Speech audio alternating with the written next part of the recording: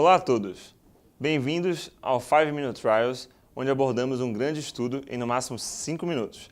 E hoje daremos continuidade ao nosso mês temático, abordando os estudos que testaram as medicações com impacto em mortalidade na insuficiência cardíaca e que constituíram a base do tratamento farmacológico que guia as condutas até os dias de hoje.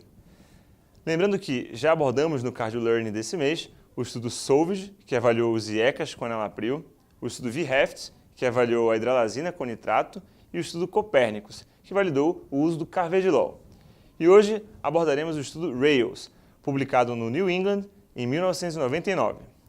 Sabemos que o conhecimento fisiopatológico da insuficiência cardíaca, compreendendo as vias de ativação neuromoral com hiperatividade simpática e ativação do sistema renina-angiotensina-aldosterona, foi o que nos permitiu os avanços nas estratégias farmacológicas para que pudéssemos alcançar medicações com redução de morbimortalidade.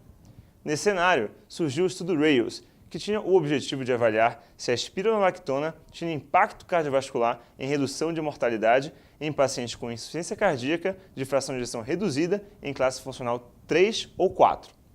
Foi um estudo randomizado, multicêntrico, duplo cego e todas as análises foram feitas com o princípio Intention to Treat. Foram incluídos pacientes com insuficiência cardíaca com fração de ejeção menor que 35, em classe funcional 3 ou 4, que já estavam em uso de ECA e diurético de alça.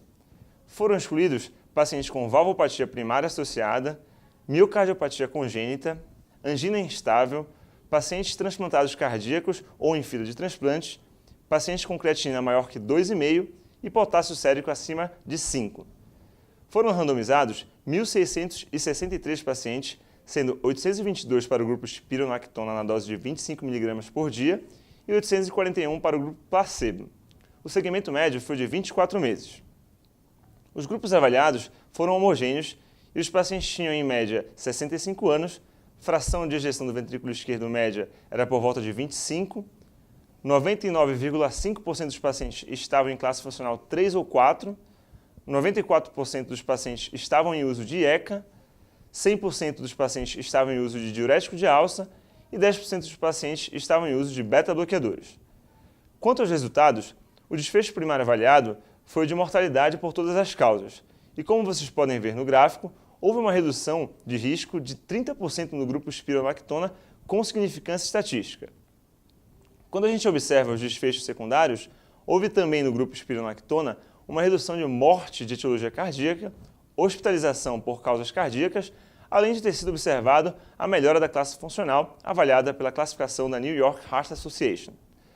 Quando falamos em desfecho de segurança, houve uma maior taxa de ginecomastia e dor mamária em homens que estavam em uso de espironolactona com significância estatística. Porém, o desfecho em que tinha-se uma preocupação maior, que seria da presença de hipercalemia, não houve diferença entre os grupos avaliados. Dessa forma, o estudo RAILS validou a introdução da espironolactona no arsenal terapêutico da insuficiência cardíaca, concluindo que, em pacientes com insuficiência cardíaca com fração de ejeção reduzida em classe funcional 3 ou 4, essa medicação foi capaz de reduzir mortalidade. Por hoje era isso, até a próxima!